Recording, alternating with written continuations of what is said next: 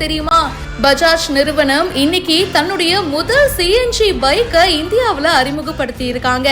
இந்த பைக் தான் உலகத்துடைய முதல் சிஎன்ஜி பைக்கா கருதப்படுது. ஏற்கனவே பெட்ரோல் டீசல் வண்டிகள்லாம் மார்க்கெட்ல பிரபலமா இருக்கு.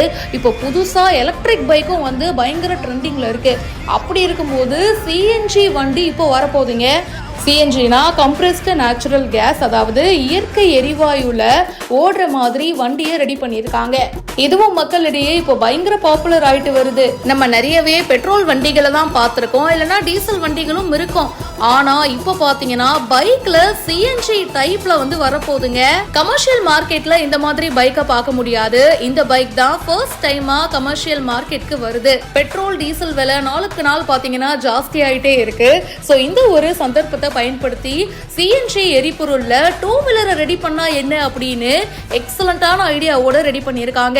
இது மூலமா பொதுமக்கள் குறைந்த செலவுல நீண்ட தூரம் பயணம் பண்ண முடியும். ஃப்ரீடம் 125 அப்படின்னு சொல்லிட்டு பஜாஜ் கம்பெனி இந்த பைக்குக்கு பேர் வச்சிருக்காங்க.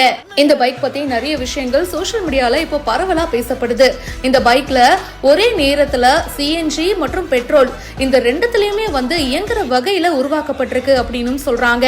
அது எப்படி குமாரு அப்படின்னு நமக்கு தோணும். ஒரே ஒரு பட்டன் தாங்க.